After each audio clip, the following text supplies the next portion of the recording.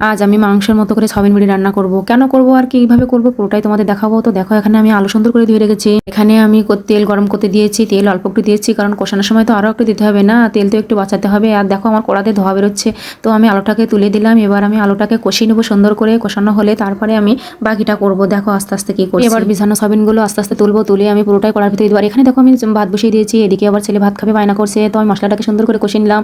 এরপর সয়াবিন বড়িগুলো আমি সুন্দর করে ভাজিয়ে নিলাম। আর দেখো ফাইনালি আমার তরকারি কিন্তু সুন্দর একটা লোক এসেছে। আর এরপর রেডি হয়ে গেল আমার গরম গরম কি বলুন তো, গরম গরম মাংসের মতো করে সয়াবিন বড়ি রান্না।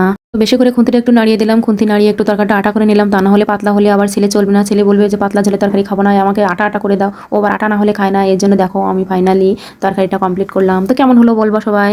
আর সবাই একটু বেশি বেশি করে আমার ভিডিওতে লাইক কমেন্ট শেয়ার করবা, তাহলে আমি একটু ভিডিও করতে অনুপ্রেরণা পাবো। আর এবার বলি কেন সয়াবিন বড়ি আমি মাংস মতো করে রান্না করলাম, এটা করলাম আমার ছেলের জন্য, কারণ ছেলে ওইভাবে ছাড়া খেতেই চায় না কোনো সবজি।